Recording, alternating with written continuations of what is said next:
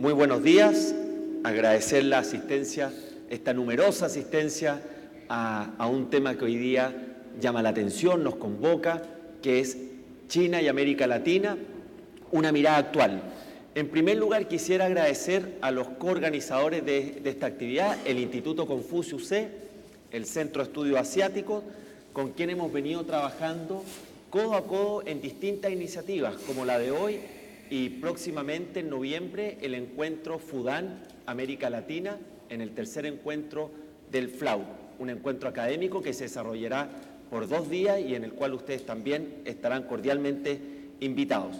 Hoy vemos, como mencionaba, un creciente interés en conocer China y su plan para América Latina, desde la rivalidad estratégica que está teniendo con Estados Unidos, que los tiene enfrascados desde enero del año pasado en una guerra conocida como comercial, pero que es más profunda, tecnológica, política, y que hoy día ha generado una mayor incertidumbre a nivel mundial. Luego tenemos la iniciativa One Belt, One Road, o la iniciativa de la Franja de la Ruta y la Seda, que es este mega plan de infraestructura marítimo y terrestre, al cual ya se han sumado 19 países de América Latina y el Caribe. El valor hoy día de esos proyectos, aunque hay distintas estimaciones, ya supera los $1.000 millones. Respecto de América Latina, el destino inicial de China en materia de inversión se enfocaba, como ustedes saben, en la industria extractiva, petróleo, minería. Pero actualmente vemos que la presencia de empresas públicas y privadas chinas está alcanzando el transporte, las telecomunicaciones, la infraestructura, el sector eléctrico, entre otros. El mismo caso de Odebrecht, que ha sido el caso de corrupción más grave en la historia reciente de nuestra región, está también generando oportunidades para China de participación económica. En materia comercial, el año 2015 China declaró que quería duplicar su presencia comercial con América Latina al 2025. Hoy, segundo socio comercial de nuestra región y principal socio de más de un centenar de países en el mundo. Finalmente, Chile, porque hoy día este seminario se realiza en este país. Las implicancias de la participación china en nuestro país cada vez son más relevantes. En materia comercial, por ejemplo, el año 2018 llegamos a una cifra récord de más de $40.000 millones de intercambio. El 30% de nuestras exportaciones tienen como destino a ese país. Y en materia de inversión, si bien las cifras siguen siendo acotadas, hay una creciente participación. Quizás muchos de ustedes recuerdan la adquisición del 24% de Sokimich por parte de la empresa Tianqi. Pero también hay presencia en energías renovables, empresas en el transporte de bicicletas públicos, como pueden ver en distintos lados de Santiago. La futura licitación del cable transoceánico marítimo, el 5G, o la próxima aprobación del Banco Asiático de Infraestructura. Todo eso nos habla de una relación cada vez más dinámica de China con la región y con Chile. Y esto se va a ver refrendado probablemente en la cumbre de líderes de APEC en noviembre, donde tendremos la asistencia del presidente Xi Jinping. Ahora, más allá de esto, también queremos conocer más de China. Queremos conocer su aproximación política, entender su sistema, su cultura y abordar materias donde tenemos poco conocimiento o tenemos dudas. Entre otros, cómo Chile y cómo la región debe relacionarse con el gigante asiático. Para eso tenemos hoy día 3 destacados panelistas que van a abordar la relación de China y América Latina desde una perspectiva geopolítica, económica y de seguridad. Quisiera darme un minuto para presentar a nuestros 3 panelistas. A mi derecha tengo a Mario Artaza, quien es diplomático de carrera y funcionario del Ministerio de Relaciones Exteriores y que se ha especializado en las relaciones comprensivas entre Chile y el Indo-Pacífico, con un especial énfasis en asuntos económicos y comerciales de esa región. Fue el año 2004 el secretario SomChair de APEC Chile y ha trabajado en la Oficina Comercial de Chile en Beijing, incluso en el sector privado en Hong Kong, representando a un banco privado. Mario tiene mucha experiencia práctica y mucha experiencia académica en estas materias. Luego tenemos a Nicole Yen. Nicole es profesora del Instituto de Ciencias Políticas de esta universidad, forma parte también del Centro de Estudios Asiáticos y del Centro de Estudios Internacionales, y ella es doctora del Instituto Universitario Europeo de Florencia, Italia, y su investigación se centra en el área de las relaciones internacionales y seguridad internacional, con énfasis en dinámicas regionales en materia de seguridad, con un foco geográfico en América Latina y Asia-Pacífico. Y finalmente, Francisco Urdines, quien también es profesor del Instituto de Ciencias Políticas de la Universidad e integra ambos centros que ya mencioné, quien es doctor en Relaciones Internacionales en un título conjunto entre el King's College de Londres y la Universidad de Sao Paulo de Brasil. Su principal área de interés es la economía política internacional, en particular relacionado al ascenso económico de China. También tiene un interés en métodos cuantitativos en las relaciones internacionales. Vamos a comenzar con cada uno de los panelistas, que van a tener 12 minutos para dar su visión desde su perspectiva, desde su disciplina sobre China y América Latina. Cuando queden 2 minutos yo le haré una señal, y quisiera partir con la visión de Mario Artaza sobre esta materia. Muchas gracias. Ya. Bueno, pueden hacerlo como quieran. Muchas gracias, Jorge. Muchas gracias a los organizadores. Es un tremendo privilegio y un honor poder compartir con cada uno de ustedes en mi alma mater. Yo estudié periodismo en la Universidad Católica y no son muchas las oportunidades que he tenido a lo largo de mi carrera profesional de poder estar en esta aula magna. Por lo tanto, muchas gracias. Quiero iniciar mis 12 minutos indicando que lo que les voy a compartir no necesariamente corresponde a la visión del Ministerio de Relaciones Exteriores. Se sustenta más bien sobre la base de la apreciación de un observador, un analista, una persona que ha dedicado 24 años de su carrera diplomática al Asia-Pacífico, y he tenido además el honor de poder representar a cada uno de ustedes en distintas funciones en Asia, habiendo vivido además 13 años en la República Popular China. Por lo tanto, el estar aquí no es para nada desde una perspectiva de cancillería, sino más bien como les he indicado a ustedes. Muchas gracias, Nicole. La presentación, los 12 minutos, los quiero dedicar a pensar en China en mayúsculas, y esto es una convocatoria que creo que tiene que hacerse hoy, no solamente en Chile, sino en el resto de la región, pensando que estamos a puertas, en primer lugar, a pocas semanas de las conmemoraciones del aniversario 70 del triunfo de la Revolución y de la puesta en marcha de la República Popular China. Será ahí, en la Plaza Tiananmen, en un desfile que va a ser seguramente muy concurrido por diferentes jefes de Estado y de Gobierno, en que la República Popular China, de alguna manera, hará representar su opinión frente a lo que está aconteciendo en el terreno político y estratégico, mostrando muy seguramente a la opinión pública y al planeta entero desarrollo tecnológico de última generación en armamento. Soy de los que pienso que estamos además en un periodo muy importante, teniendo presente que estamos también el próximo año conmemorando los 50 años del establecimiento de relaciones diplomáticas entre Chile y China. Chile siendo el primer país sudamericano a reconocer a Beijing como legítimo representante de los intereses del pueblo chino. Y además estamos a pocas semanas de la visita oficial del buque Escuela Esmeralda al puerto de Shanghái.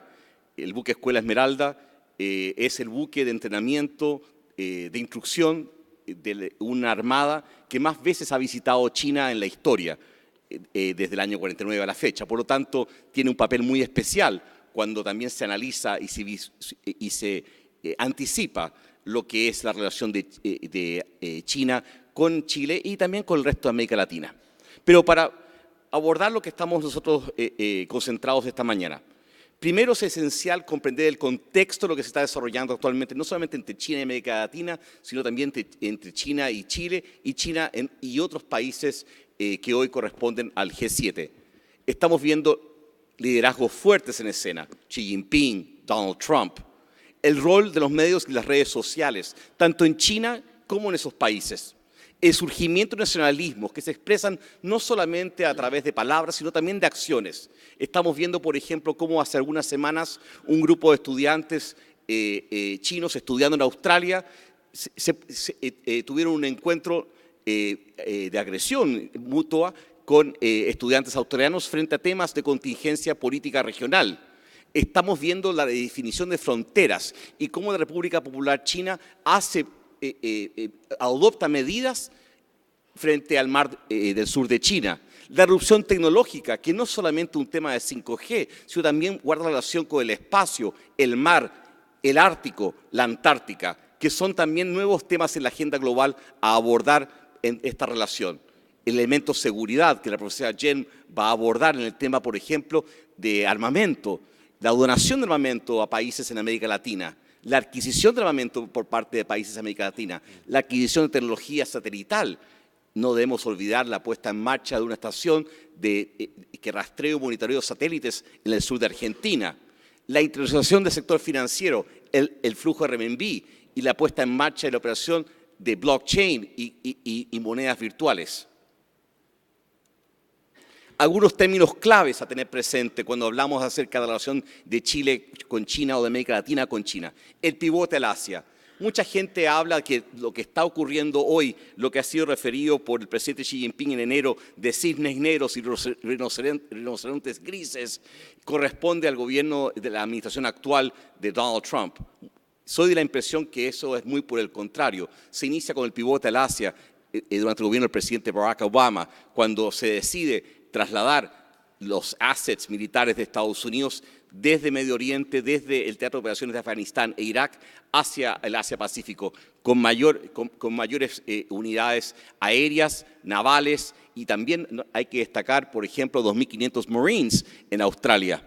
La iniciativa de la Franja y la Ruta, con más de 100 países asumiendo responsabilidades y actuaciones en ello. América Latina presente, el Banco Asiático de Inversiones en Infraestructura, el profesor Ordóñez seguramente va a hablar de ello. Lo hecho en China 2025, Made in China 2025, en cómo China ya no quiere depender del resto del planeta en términos tecnológicos, en términos de materiales que le permitan dar un salto cualitativo y cuantitativo de desarrollo.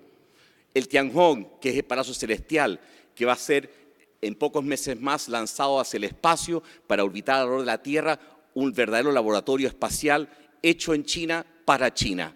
El sistema de navegación Beidou, con posicionamiento satelital, GPS chino, y todos quienes de alguna manera estudian y analizan lo que está haciendo el tema militar de posicionamiento, el valor que esto se le asigna. El buque polar Xulong, que seguramente va a visitar Punta Arenas en ruta a la Antártica. Como China está hoy convirtiéndose en el país que más está posicionándose en los polos del planeta, y por razones que incluyen, por ejemplo, el tema de agua, que es un tema también de la agenda. Sabrán que, por ejemplo, 8 provincias hoy chinas están con menos de 500 metros cúbicos por persona al año. China hoy cuenta con más del 17% de población mundial y tiene menos del 7% de las reservas de agua del planeta. El submarino Yanlong, que ha sido capaz de asumir tareas científicas en las más profundas aguas del planeta, llegando a alcanzar más de 6.200 metros de profundidad. Términos claves además, y aquí voy con algo que es muy importante, relevante para tener presente cuando nosotros hacemos tareas de prospectiva con China, que es muy importante para Chile, ASEAN, y cómo ASEAN ha podido desarrollar una visión, que es algo que nosotros en América Latina también que tenemos que trabajar.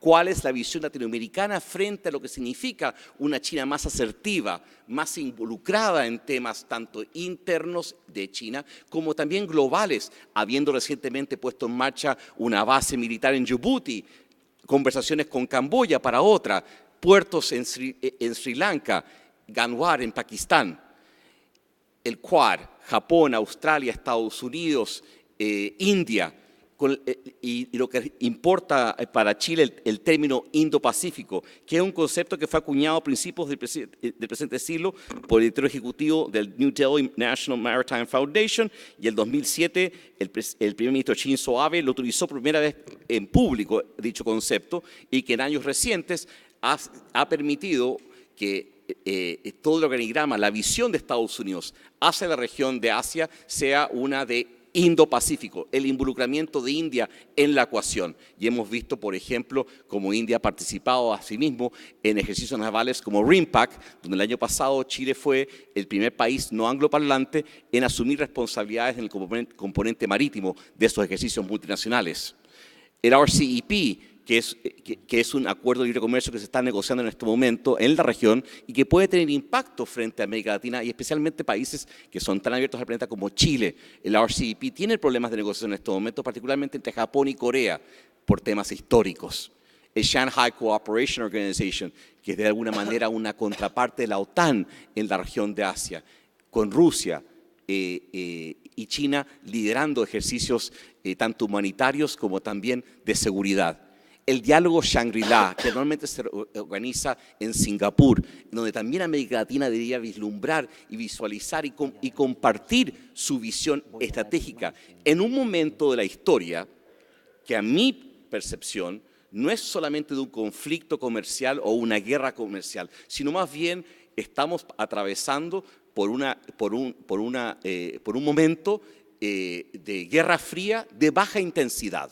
Hay varios académicos que así lo han expuesto y yo tiendo a pensar que hay que ponerle ciertas letras a lo que está ocurriendo actualmente, que tiene impactos más allá de lo económico, más allá de lo comercial, que está haciendo, por ejemplo, académicos, estudiantes chinos en Estados Unidos perder sus oportunidades de estudios en esos países a modo de ejemplo. Estos son palabras que se están virtiendo y acciones que se están concretando. El tema BRICS, que seguramente el profesor Urdines lo va a abordar con la participación de Brasil y donde el presidente Xi Jinping va a estar antes de venir a Chile para la cumbre de líderes APEC. ¿Cuáles son los ejes de acción que se vislumbran para China y América Latina? Regiones y ciudades hermanas. Por ejemplo, en Chile hay más de 20 ciudades y regiones que tienen programas de hermanamiento con pares en China. Y ello debería alentar a hacer un trabajo desde la base con China, para ir de abajo hacia arriba. Hay desafíos ambientales. El tema del cambio climático nos está afectando tanto en Chile como en China, como en Brasil, como en China, como en la Antártica, como en China. Debemos abordar esos temas también de manera conjunta. El tema de conectividad e infraestructura. ¿Cómo hacemos que China y América Latina no solamente hablen en términos comerciales o académicos, sino también en mayor conectividad, en mayor conocimiento para otorgar oportunidades de turismo e inversión? La formación continua, el conocimiento. Estamos viviendo más tiempo, nos estamos poniendo todos más viejos y podemos ser aún más productivos. ¿Cómo podemos traer esas enseñanzas a ello? La innovación y tecnología al servicio de la gente, seguridad humana. Hacia eso también debiese visualizarse una visión de América Latina-Chile con China. Los temas de dignidad humana son muy importantes en la concepción de derechos humanos en China. Es una visión y una concepción que a veces es distinta a la concepción occidental. La producción efectiva y la incorporación de inteligencia artificial, robótica, el ámbito financiero. ¿Cómo podemos empoderar la relación? Primero, saber leer y comprender las palabras que son vertidas por referentes académicos, económicos, políticos y militares. Aquí a veces estamos leyendo la misma noticia todos los días. He aprendido más del embajador Xu Bu en la última semana que en el año que lo he conocido a través de una interacción de amistad. De hecho, he aprendido a través de los medios cosas que tal vez no son ciertas, pero estamos empecinados en saber quién es, cómo es, qué piensa, cuando a veces no leemos facts, los tiempos y lugares, cuándo se vierten opiniones, en qué lugar se están virtiendo las opiniones. Eso también es muy importante en poder unir, hilar. En la América Latina no somos chicos. Aquí siempre se habla, en la región y en el país, que somos un país chico. No lo somos, somos un país tricontinental, en América, en Asia, Pacífico y en la Antártica. Tenemos la responsabilidad de búsqueda y rastreo, si acaso ocurre un accidente en el Pacífico, que es de un tamaño que es el cuarto más grande del planeta. Somos el país hoy más abierto del mundo en términos de haber negociado, implementado y tener en operación acuerdos de libre comercio. Somos un país respetado, una región que participa en BRICS, una región que produce y exporta productos de primera calidad, no a un nivel bajo. Somos el principal proveedor de fruta fresca a China. O sea, no debemos considerarnos pequeños cuando abordamos la relación con China. Tenemos que trabajar un posicionamiento y una proyección inteligente con China. ¿En cuáles áreas? ¿En qué zonas? ¿Por qué por ahí? En la parte, por ejemplo, financiera. ¿Cómo incorporamos más a China en eso? Y de América Latina. Tenemos 3 bancos chilenos en China, 2 chinos en Chile. El objetivo nuestro debe ser a contribuir, a unir, no a dividir. Balance. ¿Y cómo podemos llevar a cabo esto? Y esto lo comparto con ustedes aquí en la Universidad Católica y en el Instituto Confucio. Una sesión prospectiva de alto nivel sobre escenarios y sus posibles repercusiones a nivel académico, político, económico, comercial, público. Armemos una visión conjunta, tengamos esa visión y los pasos a dar. Una política exterior que vaya más allá de lo visual, más allá de lo inmediato. Invertir en conformar equipos que conocen China, los tenemos. Un seguimiento y una coordinación temática periódica. Converger y proponer en torno a esa visión y visualizar con China un futuro compartido siendo agentes de paz, estabilidad y balance. Y a veces la gente dice, pero somos Chile, somos América Latina. Hay un proverbio manchú que vale la pena tener presente. Cuando 3 marchan juntos, siempre tiene que haber uno que mande. Y tal vez este es el año que Chile debe asumir ese papel. ¿Por qué no? Muchas gracias. Muy bien, Mario.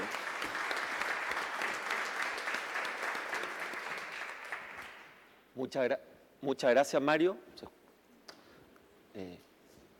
por esta primera visión comprensiva sobre el tema de China y Latinoamérica. Y ahora los dejo con Nicole Yen, quien va a tener también la posibilidad de explicarlo desde la perspectiva de seguridad y de su especialidad. Buenos días. Hola, muchas gracias a todos y todas por compartir un rato hoy en esta instancia con nosotros. A mí me toca iluminar un poco el tema de seguridad, o más específicamente cooperación en seguridad en las relaciones entre la República Popular China y América Latina. Para contextualizar el tema, quiero de entrada decir algunas palabras sobre la relevancia de la cooperación en seguridad para China y luego situar la cooperación en seguridad en las relaciones entre China y Sudamérica más en general. Debo decir que en toda la charla yo me voy a centrar en Sudamérica, aunque a veces diga América Latina, por razones prácticas me centro en Sudamérica. Dicho eso, vale la pena tener en cuenta que para China es una única región América Latina. China no tiene una política específica para Sudamérica, por lo menos hasta donde sepamos. La cooperación en seguridad. Hoy día, en el mundo que vivimos, cada país que quiere tener o tiene el estatus de una grande potencia necesita una proyección militar global y relaciones militares y de defensa. Eso es lo mismo para Estados Unidos como para China, y en ese sentido la diplomacia de defensa, desde que asumió Xi Jinping, es un instrumento integral de la política exterior china, hacia todo el mundo y así también hacia Sudamérica. En las relaciones con Sudamérica específicamente, todos sabemos, aquí no se habla mucho de cooperación en seguridad. Hablamos de China en cuanto al comercio, inversiones, etcétera, etcétera, y quizá al final de la lista aparece seguridad. Eso no quiere decir que es un área de poca importancia. Muchas veces la cooperación en seguridad se ha representado como una suerte de trampolín para profundizar las relaciones en comercio y las relaciones financieras. En ese sentido, podemos decir que hay una demanda y por lo menos un interés en las dos partes para seguir profundizando en lo que es la cooperación en seguridad. Desde la parte de China, eso es muy explícito en 2 directrices de políticas que se llaman los Latin American Policy Papers. El primero se publicó en el 2009, el segundo en el 2016. Y si vemos esos documentos, aparece la cooperación en seguridad en varias partes, o sea, es un objetivo declarado de la relación con América Latina. Y desde la parte latinoamericana podemos decir que las condiciones en general son muy favorables para esa cooperación en seguridad, ¿lo es cierto? Aquí no hay manifestaciones en contra de alguna iniciativa de cooperación en seguridad, como por ejemplo eso ha sucedido en algunas partes del mundo en cuanto a bases militares de Estados Unidos. O sea, no hay un factor, algún fenómeno muy objetivo, muy visible, que podríamos decir difícil con la cooperación en seguridad, sino parece que las puertas ahí están abiertas. Por último, la cooperación en seguridad también es un tema importante porque la seguridad es considerada un tema de high politics, no de low politics. Para cooperar en seguridad, los países necesitan por lo menos un mínimo nivel de confianza, ¿sí? Dos países que no tienen nada de confianza no cooperan en seguridad. Y en ese sentido, lo que hace China con América Latina en cuanto a seguridad tiene un impacto directo en su relación con Estados Unidos. Por eso también nos tiene que interesar la cooperación en seguridad. Como premisa de partida acá, creo que podemos decir que la cooperación en seguridad tiene un rol limitado en las relaciones entre China y América Latina, pero un rol creciente. Me quiero centrar en esa presentación en 4 áreas de cooperación en seguridad. Me voy a explicar lo que es cada uno. Eso es la cooperación funcional, la diplomacia de defensa, la cooperación a largo plazo y comercio de armas. Primero, la cooperación funcional.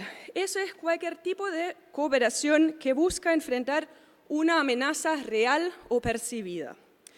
Ahora, es más probable que surjan problemas de seguridad en común entre estados que son interdependientes. Y tenemos evidencia que eso está sucediendo en el caso de las relaciones entre China y Sudamérica.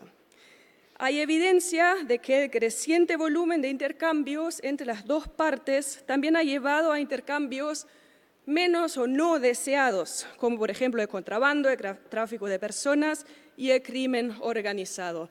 Muchos de ustedes se acordarán de esas noticias que salieron hace pocos meses, un caso de tráfico de migrantes de origen chino, casi 400. Ahí hay políticos de la nueva mayoría involucrados y es un caso todavía en proceso.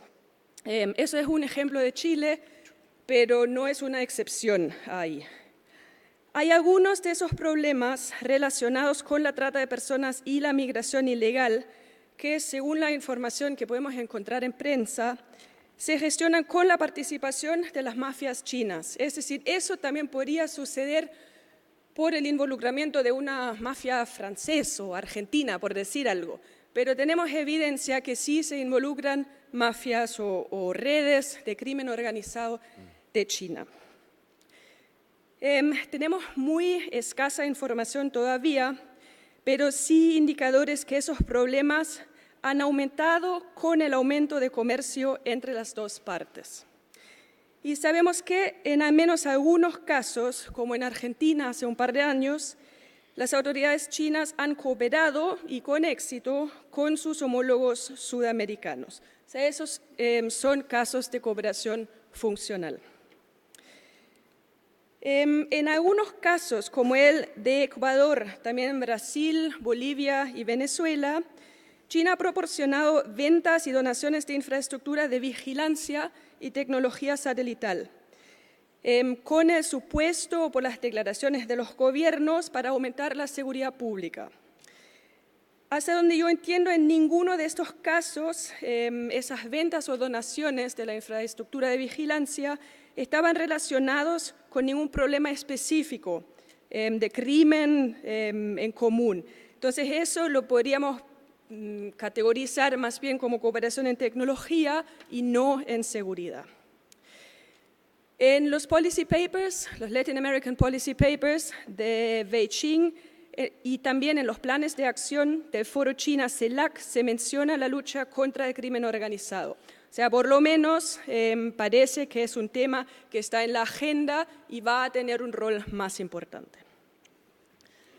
Paso al segundo tema, la diplomacia de defensa. A veces también se llama diplomacia militar. ¿Qué es eso? Eso es cualquier uso de la infraestructura militar o de defensa para fines pacíficos. Ustedes pueden pensar en ejercicios en conjunto, intercambios entre academias de guerra, visitas de altos oficiales, etcétera, etcétera.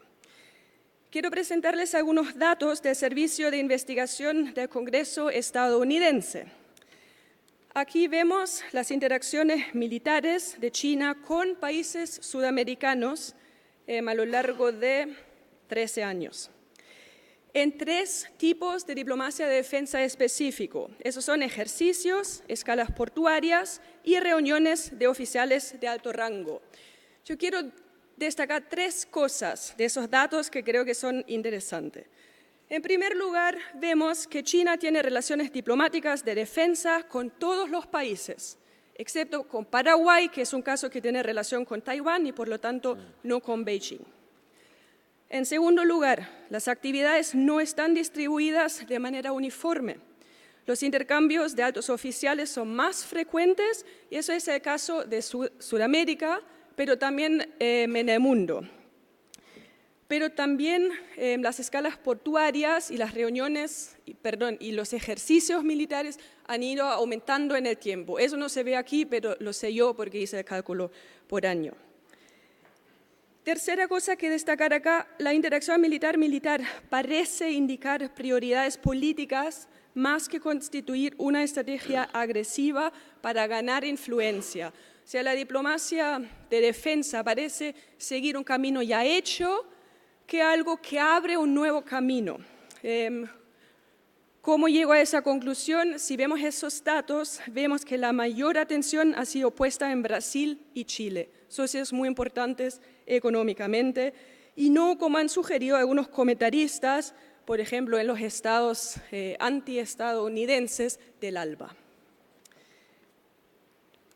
Paso a la cooperación a largo plazo.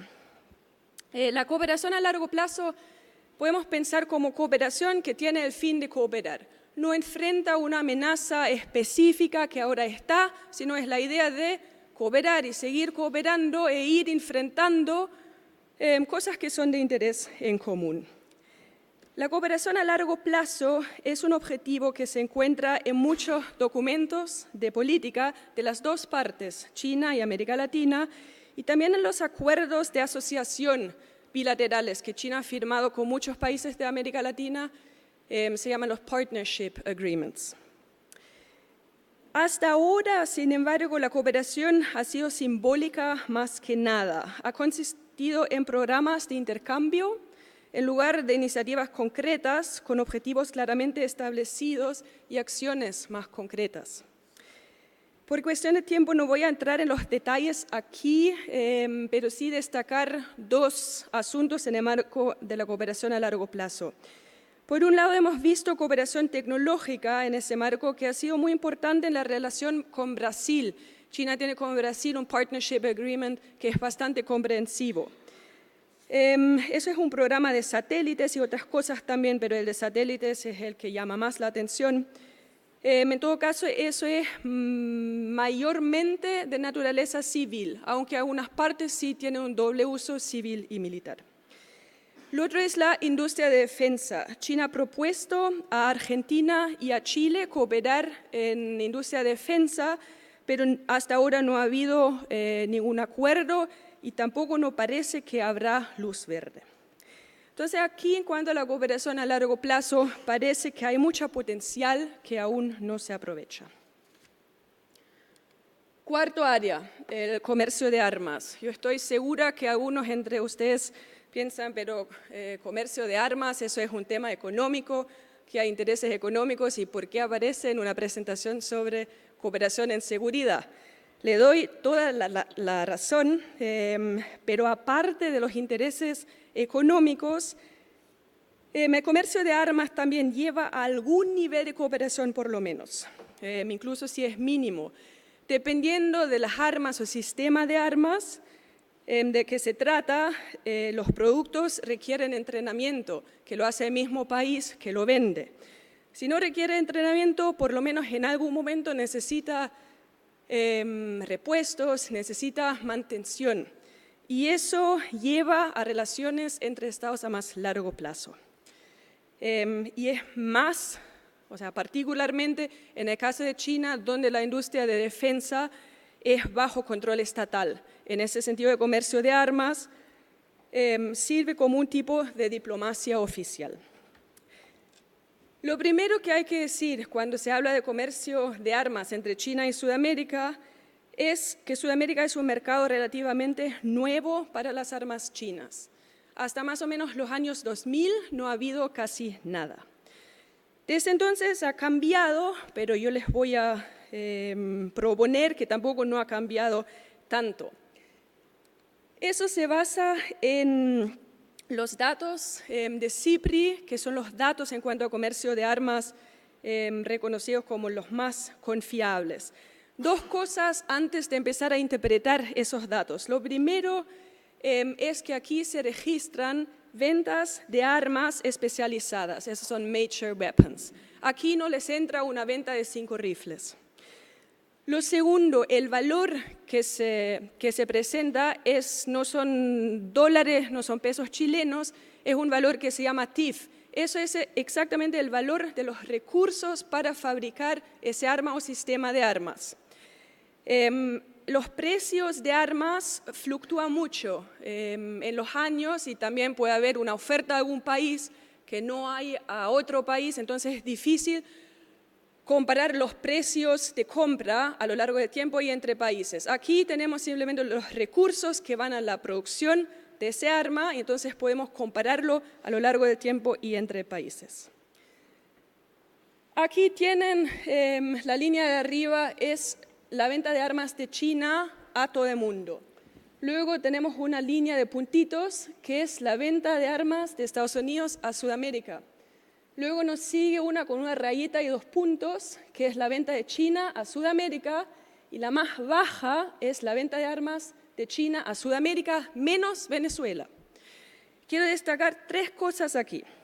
Un minuto. Lo primero, si hay una tendencia, leve tendencia creciente en la venta de armas chinas a Sudamérica, eso refleja una tendencia global. Esa tendencia global tiene mucho que ver con el deseo de China de desarrollar la industria de defensa china. Segunda cosa, gran parte de las ventas chinas han ido a Venezuela. Si excluimos a Venezuela, la línea con la rayita y los puntos, no hay ni siquiera una tendencia clara de crecimiento, es decir, Sudamérica parece ser un mercado de importancia muy, muy limitada para la venta de armas chinas. Si pensamos en Venezuela, también es bastante claro que el alza aquí se debió a un embargo de armas de Estados Unidos que comenzó en el 2006, más que una estrategia china. O sea, Venezuela estaba forzado a diversificar, no podía acceder más a los mercados estadounidenses y recurrió al mercado chino. Y tercera cosa, de ninguna forma la venta de armas es cerca a la de Estados Unidos a Sudamérica. Como modo de ejemplo, el año pasado Estados Unidos exportó 114 veces más armas a Sudamérica que China. 114 veces. Me lleva eso a unas breves conclusiones. Creo que es obvio que la cooperación en seguridad entre China y Sudamérica es un efecto más bien tardío de los lazos económicos que existen entre las dos partes. Sin embargo, todo indica que va a crecer en el futuro de forma cuantitativa y seguramente también cualitativa.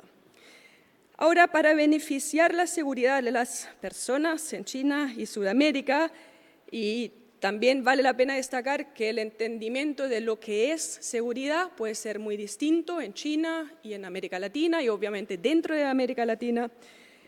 Yo creo que 2 cosas son importantes pensando en la cooperación en seguridad de aquí hacia el futuro. Primero, definir objetivos concretos y segundo, centrarse en resultados tangibles que pueden ser presentados a la gente. Si no seguimos con declaraciones, con eso de la cooperación en seguridad en papeles, pero de eso poco realmente baja a niveles de las personas, en la prensa, en donde esos son son asuntos que realmente son públicamente conocidos. Muchas gracias. Muchas gracias.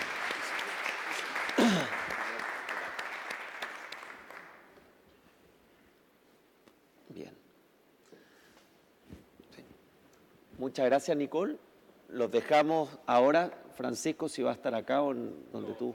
Me voy a quedar sentado. Eso. Gracias, Jorge, por la invitación. Un gusto estar en una mesa tan linda.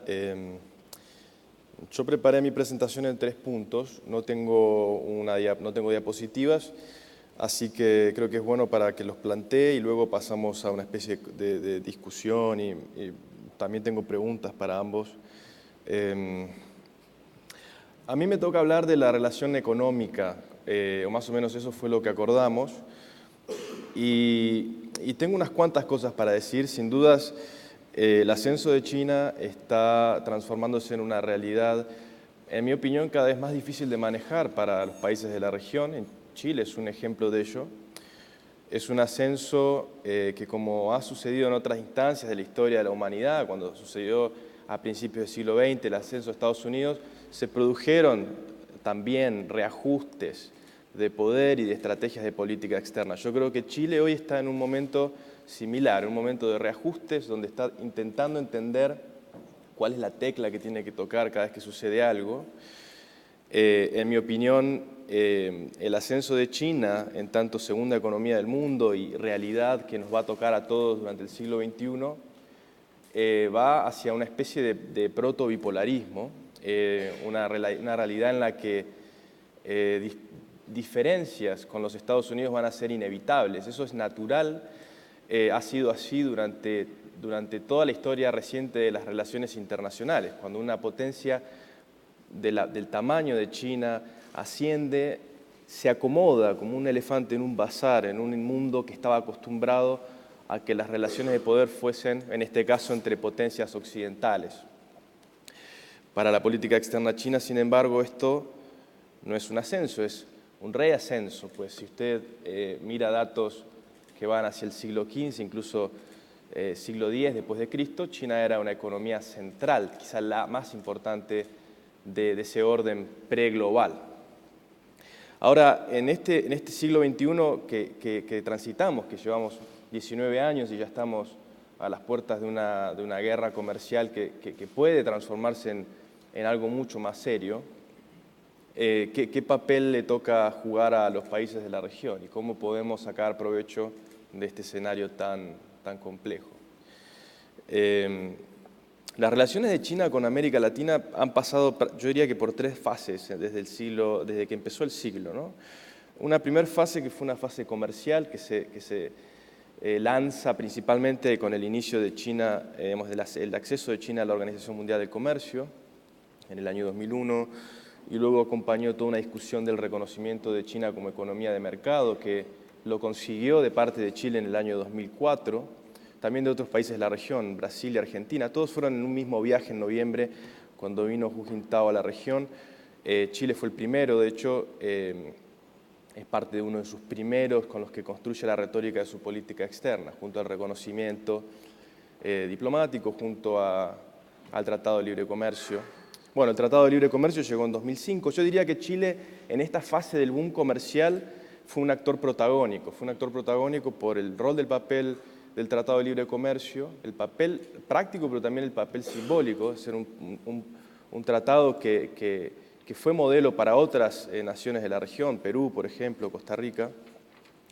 Ahora, claro, fue una relación en la que, si lo trasladamos al día de hoy, acompañó el desarrollo chileno también. Chile en el año 95 tenía un Producto Bruto per cápita de más o menos $7.500 dólares anuales, hoy anda en 26.000, y yo diría que todo ese crecimiento chileno que se enseña en las universidades como un caso de éxito en la región es en parte explicado por este boom de commodities en el que Chile fue un gran proveedor de frutas, también de cobre por supuesto, y más recientemente donde se ha diversificado la canasta a otros productos como el salmón, el litio probablemente, aunque no ha despuntado. Y luego viene una segunda fase en la que Chile sí fue bastante silenciosa, que fue la fase de las inversiones. China fue un enorme inversor en la región, diría que a partir del año 2005 hasta el año, bueno, llega hasta hoy, pero yo diría que tuvo un pico en el año 2013, y esos países que se beneficiaron de la inversión fueron otros, fueron Brasil, fueron Venezuela, Argentina, países que recibieron miles de millones de dólares en adquisiciones de compras, muchas de ellas de parte de empresas estatales. Se ha estudiado mucho el rol de una agencia estatal, que es una especie de ministerio que se llama SASAC, que coordina el accionar de empresas estatales y lo que se llama la política de going out. Cuando las grandes estatales chinas salieron a comprar al mundo, SASAC se encargó un poco de dar coherencia a esta estrategia y fueron principalmente adquisiciones en el sector energético, diría que 3/4, por lo tanto Brasil, por ejemplo, por el presal que tienen en la costa enfrente a Santos y a Río, y también por el enorme potencial hidroeléctrico, fue un enorme receptor de inversiones. Se dice que, lo que he podido entender, porque una pregunta es por qué Chile no fue receptor de inversiones durante este periodo. Es un país que tiene un desarrollo minero enorme. Yo diría que la principal dificultad fueron las licitaciones, la dificultad para las empresas chinas de entender las reglas del juego un poco más reglamentadas y más transparentes que en los 3 países que mencioné anteriormente. Y entonces esta fase de inversiones llegó más recientemente. La inversión grande de la que se habló mucho fue la adquisición del 24% de SQM de parte de Tianqi, que es interesante. El domingo La Tercera publica un informe de cómo esa inversión fue una mala inversión hasta ahora. Se invirtieron, más o menos, costó 4.1 mil millones de dólares, 4.100 millones de dólares, y hoy ese capital vale un cuarto. La mitad. Por lo tanto, si uno lo mira en el corto plazo, ha sido una inversión un poco arriesgada, pero seguramente en el largo plazo, cuando el precio del litio, de la sal de litio mejore, va a terminar siendo una inversión acertada. Y ahí hay mucho respecto a cómo opera el funcionamiento del capital chino. Es un capital que invierte y espera. Y aunque se ha discutido mucho cuáles eran las variables por las cuales las empresas chinas invertían, siempre se lo digo a mis alumnos, es importante no olvidar que las empresas chinas primero son empresas. Lo que buscan es el lucro y no se comportan tan diferente a empresas de otros países. Sí hay algunas características propias de las grandes empresas estatales chinas, donde sí puede haber algunos lineamientos políticos, pero en general son empresas que buscan el lucro y que tienen una enorme capacidad de espera y un enorme olfato para el rendimiento de largo plazo de sus assets. Así que toda la segunda fase de inversiones ha sido muy exitosa. China, digamos, estoy hablando de la región, pero China salió a invertir al mundo entero. Y la tercera fase, que es la que se lanza, yo diría que hace unos años con fuerza, también estas fechas son ambiguas, pero desde 2015, por ejemplo, podríamos decir que comienza fuertemente el proyecto de ser un protagonista internacional desde el punto de vista financiero, donde China dice, ya estoy listo, además de para protagonizar la economía mundial desde lo comercial y desde el rol de las empresas, puedo también tener un papel central en las finanzas, y no solo por el enorme capital acumulado, sino también por las instituciones que integro. Así es que 2 bancos políticos, el China Development Bank y el Exim Bank, fueron enormes prestamistas en la región. De vuelta, los principales tomadores de deuda fueron Venezuela, Brasil, Ecuador, Argentina, pero también está la nueva novedad del AIIB, del Banco Asiático de Inversión en Infraestructura. Este banco se crea en el año 2015 y, a diferencia de los 2 bancos que mencioné, que son los bancos políticos, es un banco multilateral de desarrollo, es decir, es una institución lanzada por China, cuyo proyecto se discute y se lanza en el año 2013-2014, se funda en 2015 y es integrado por hoy más de 80 países. En su origen, cuando se funda, 57 países fundadores. Entonces es un banco donde China pone un cuarto del capital, 26% del capital, pero un montón de países son invitados a invertir. Entonces es un banco multilateral como es, por ejemplo, el Banco Interamericano de Desarrollo, o como puede ser el Banco Europeo de Reconstrucción y Financiamiento. Entonces, esto es novedoso en tanto y cuanto China ejerce un liderazgo, si se quiere, en la construcción de instituciones. Esto es algo nuevo. Y de este banco, Chile quiere entrar. Demuestra interés en el año 2017 y al día de hoy, estamos en septiembre, va a ser seguramente el primer país latinoamericano en formalmente incorporarse al banco. Y digo formalmente porque son 8 los miembros prospectivos. De hecho, Brasil fue miembro fundador del banco, pero un poco la historia recurrente de los países latinoamericanos ha sido la del comprometerse de palabra y no comprometerse a la hora de poner el dinero.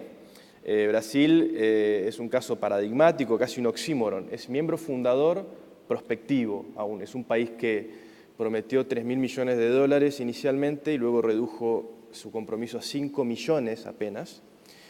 Chile, en cambio, tuvo una estrategia mucho más modesta, si se quiere, pero mucho más confiable. Oficializa su interés en participar en el banco en el año 2017. Aquí se hizo en Santiago la reunión de CELAC, el foro CELAC China, que un poco oficializó de huésped Bachelet. Y en ese momento se discute la posibilidad de que Chile entre al banco con un capital de 10 millones de dólares. El ingreso, a pesar del cambio de gobierno, no se dilató demasiado, fue aprobado por diputados y hoy está siendo discutido en Senado. Se va a ingresar al banco con 5 cuotas anuales de 2 millones de dólares, es un dinero bajo. ¿Y qué le permite la entrada a Chile este banco? Bueno, el banco es interesante, tiene como objetivo financiar inversión que sea para el beneficio de Asia. Y este es un objetivo sin dudas muy vago, muy amplio, y que sin embargo a Chile le hace sentido. Es decir, lo que yo he visto en entrevistas, a diferencia del caso de Brasil, de Venezuela, de Argentina, es que ven un beneficio concreto y un potencial concreto para financiar algunos proyectos. Uno de ellos podría ser el cable transoceánico que se discute que Huawei lidere para traer 5G al país. Dicho sea de paso, ya existe un proyecto que es el de fibra óptica austral en el sur. Y otro que se podría discutir en el medio y largo plazo es el desarrollo de la infraestructura del puerto de San Antonio. Saben que San Antonio hoy es el puerto más importante de Chile. 50% de lo que Chile exporta va al Asia, prácticamente todo sale por ahí. Es un puerto central para el desarrollo de las próximas décadas de Chile. Es el tercer puerto de mayor envergadura en América del Sur, si no me equivoco, por volumen. Y hay un proyecto del gobierno de ampliar y modernizar el puerto. Sé que hay una discusión también doméstica respecto al rol que ocupa Valparaíso. Es toda una discusión doméstica en la que primero se debe zanjar un poco qué es lo que Chile quiere, pues el interés del financiamiento chino está ahí. Es claro el beneficio para el Asia de financiar un puerto que permita una mejor conexión con América del Sur. Podría ser un hub de exportación también para Argentina, ¿por qué no? Ahora, en el caso de Argentina, Brasil y Venezuela es muy poco claro cuál es el beneficio económico de entrar al banco. Y en mi opinión eso también explica la demora. Han pasado 3, 4 años desde que estos países están con idas y vueltas respecto a la entrada y aún no se ha concretado el pago. Y más que nada el interés también se ha dado respecto a la posibilidad de tener un asiento en esta institución.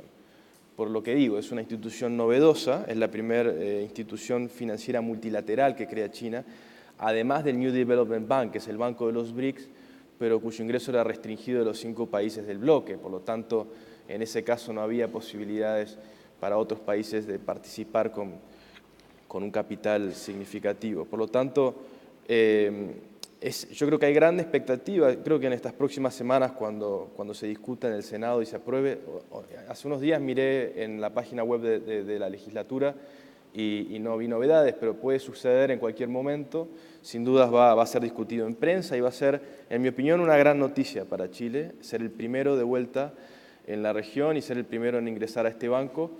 Ahora, para cerrar y por ahí para provocar en las preguntas y que dialoguemos entre todos, me gustaría también hablar de qué de qué estrategia le toca a Chile jugar en los próximos 10 años respecto a China. Qué debe hacerse y qué no debe hacerse, y dónde están los mayores desafíos de esta relación. Yo creo que en general en este tipo de foros o las posturas son muy edulcoradas y extremadamente optimistas, o a veces son extremadamente pesimistas, ¿no? Y extremadamente conspiracionistas. Yo creo que ninguna de las dos deben ser tenidas tan en serio. Yo creo que es importante encontrar un término medio, donde Chile, como dijo el embajador, sí es un país importante, pequeño yo creo, pero sí importante, y donde puede plantear algunas prioridades sobre la agenda. Así que bueno, sigamos con preguntas, así no me 10 minutos, es lo prometido. Muchas gracias, Francisco. Aplausos a los... Está funcionando.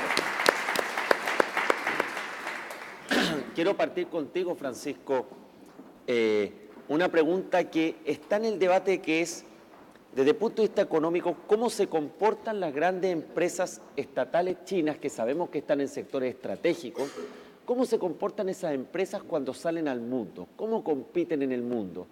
¿Cumplen las reglas de la Organización Mundial de Comercio, de la cual China forma parte? ¿Qué pasa con este capitalismo estatal del cual se habla respecto a las empresas públicas chinas?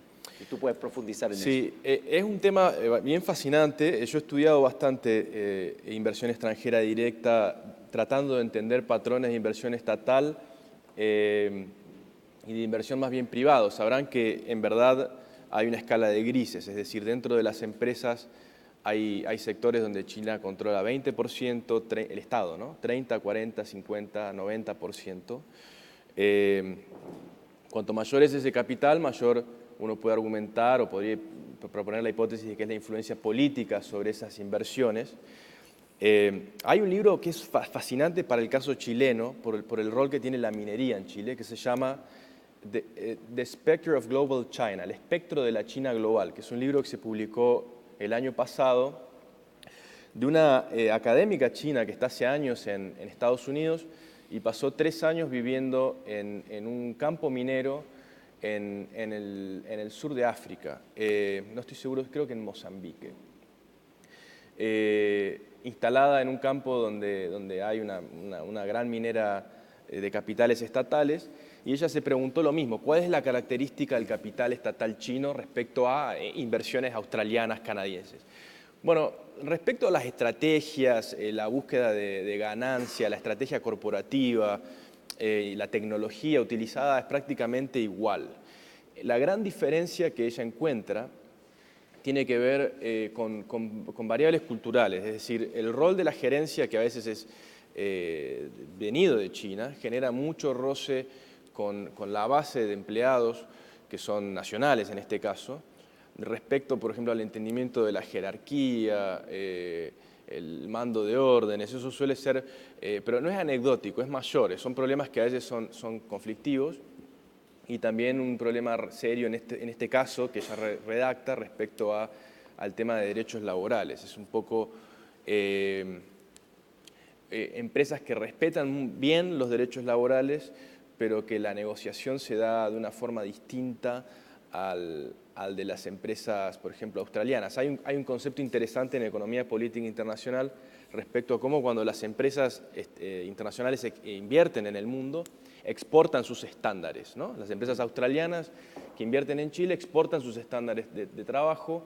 Por lo tanto, incluso aquí puede ser bueno trabajar en una empresa australiana, pues puede que esos estándares sean un poquito más altos que los que hay acá. Digo, no sé si es así. Ahora, en el caso de China, no, hay 2 estándares, un estándar doméstico y un estándar de exportación, si se quiere.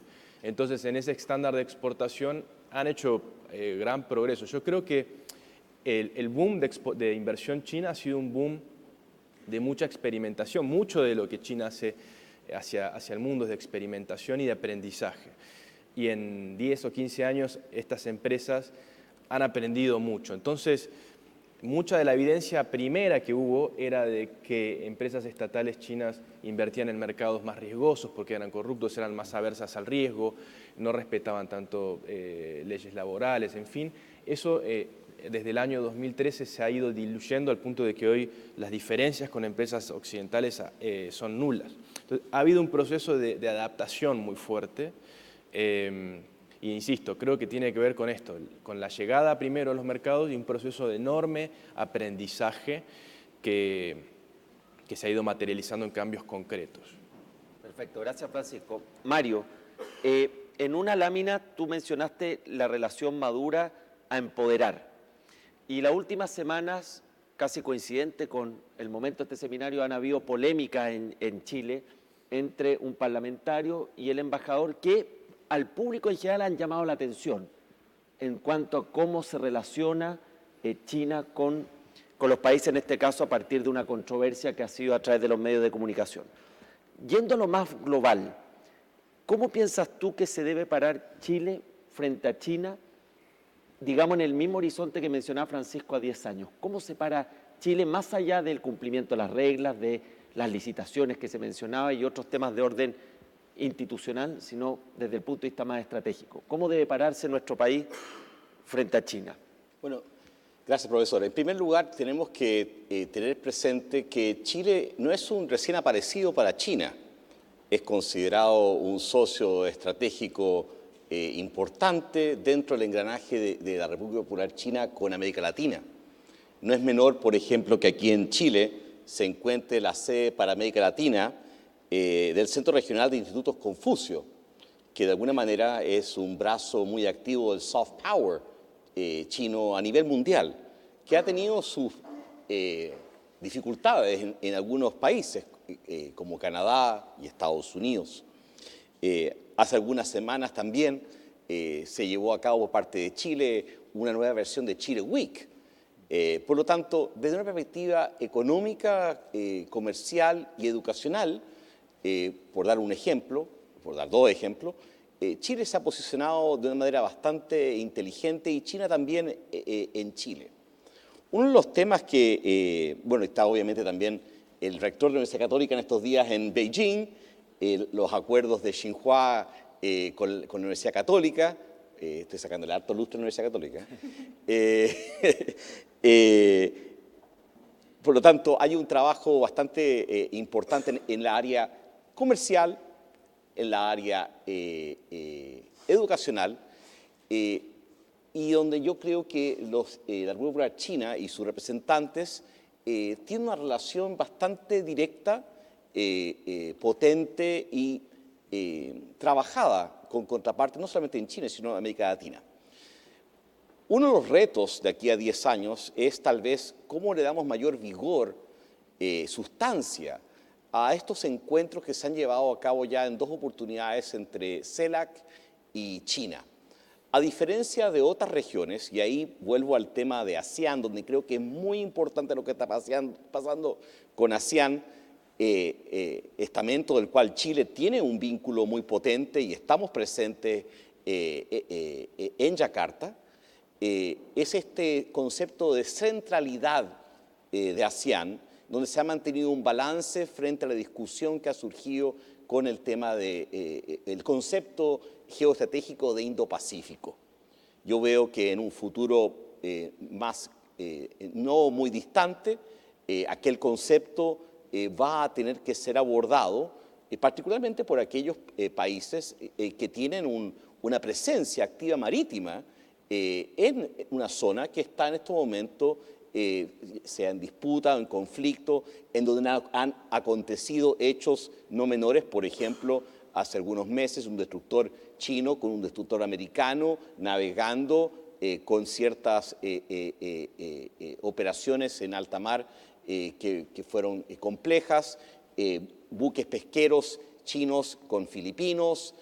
Como dijo el profesor Ordínez, más del 50% de nuestro comercio se hace con Asia-Pacífico y más del 90% de él se hace a través de navegación marítima. Por lo tanto, ese concepto creo que hay que ver de cómo vamos a ir abordándolo. Yo noto que desde la perspectiva china, ellos quisieran tener una discusión o un diálogo más potente en aquellos temas de índole político. Y cuando hablo de político, no hablo de política contingente, sino, vuelvo a decir, los temas de seguridad humana, los temas de la gente, los temas de cómo somos capaces nosotros de enfrentar los retos como el cambio climático. Lo que está ocurriendo en Australia en estos días, en el Congo, en Brasil, esta semana, hoy mismo leí en el Straits Times de Singapur, cómo Singapur aún está sofocado con las quemas indiscriminadas en islas de Indonesia. Este es un tema de hoy que requiere de una decisión política mundial en donde América Latina, Chile, al ser el host de COP25, está convocado a jugar un papel muy relevante en aglutinar los esfuerzos, las visiones, las acciones de países como China, que quieren de alguna manera tomar estos liderazgos, vuelvo a decir, políticos. Creo que la relación también, estuve leyendo también la semana pasada una opinión del embajador Pablo Cabrera, en la segunda, que hablaba acerca de cómo China ya ve a Chile no solamente en términos económicos comerciales, sino también en términos estratégicos. No debemos olvidar que se cierra el Canal de Panamá, donde Chile es uno de los 5 principales empleadores de esa vía marítima y donde China tiene intereses e inversiones. El próximo paso para emplear es el Estrecho de Magallanes. Entonces, China está viendo a Chile también en su rol en el Pacífico, en la Antártica, subrayo, en la Antártica. La próxima semana nosotros vamos a tener aquí en Santiago una delegación china para hablar temas de Antártica, de presente y futuro. China tiene 5 bases en la Antártica, una de ellas es vecina de Chile, la Gran Muralla, de la base presidente Eduardo Frei Montalva. Punta Arenas juega un rol estratégico en el ingreso de los países, de más de 30 programas antárticos hacia la Antártica, incluyendo China. Entonces, está siendo visto Chile dentro de la costa del Pacífico de América del Sur como un socio relevante en temas de futuro, y aquí estoy hablando 10 años, geoestratégicos. Yo soy un convencido que el camino, más allá de los éxitos en cerezas, en uvas, en manzanas, en vino, en cobre, deben dar lugar también a éxitos más profundos en lo académico, en lo financiero y también en lo geoestratégico. Gracias, Mario. Nicole, y luego damos la pregunta al público. Tú mencionaste una cifra bien provocadora, que el gasto en exportación de armas de Estados Unidos era 114 veces la de China, pero dejaste planteado que el concepto de seguridad chino es un concepto más amplio y distinto. No sé si podrías tú profundizar, sobre todo que en la audiencia tenemos muchas personas vinculadas a temas de defensa y seguridad. ¿Cuál es ese concepto de seguridad chino? Creo que la diferencia más obvia y quizá más importante es la que se refiere a la estabilidad interna de un país, que es más una vista asiática, si se puede decir, y en ese sentido más también una vista china. O sea, yo sé de embajadores, de políticos en América Latina que han recibido delegaciones de China para hablar de cooperación en seguridad y se plantearon temas que los latinoamericanos dijeron, pero eso para nosotros es tecnología, o sobre cámaras de vigilancia en las calles, todo lo que es seguridad de Internet, la ciberseguridad, seguridad digital, donde por supuesto hay temas que también en América Latina los hablamos como temas de seguridad, pero también hay manejo de información, donde para latinoamericanos ya estamos hablando de limitar derechos de libre expresión, de opinar en Internet, y para China eso es un tema de seguridad. O sea, ahí creo que son ejemplos prácticos, pero que dice mucho, donde se plantea un tema y las dos partes no parecen hablar de lo mismo. Dicho eso, yo creo que por lo menos hasta ahora no se ha puesto como un límite. O sea, de las dos partes hay un interés en la cooperación en seguridad, y no haya ninguno que dice eso se excluye. O sea, estamos en una fase todavía donde se habla mucho de qué podemos hacer, dónde podemos cooperar. Muchas gracias, Nicole. Vamos a dar la palabra al público, vamos a ir acumulando preguntas. Aquí adelante. Carlos Portales, luego embajador.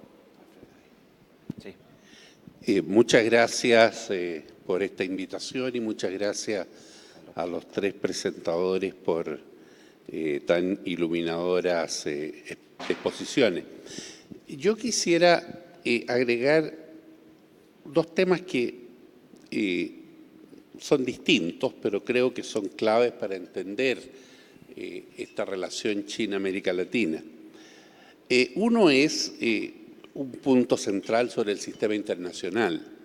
Se mencionó que China está recuperando su lugar en el sistema internacional. Yo tengo un matiz. China fue la mitad del mundo, pero no había un sistema internacional. China y el resto del mundo no se tocaban.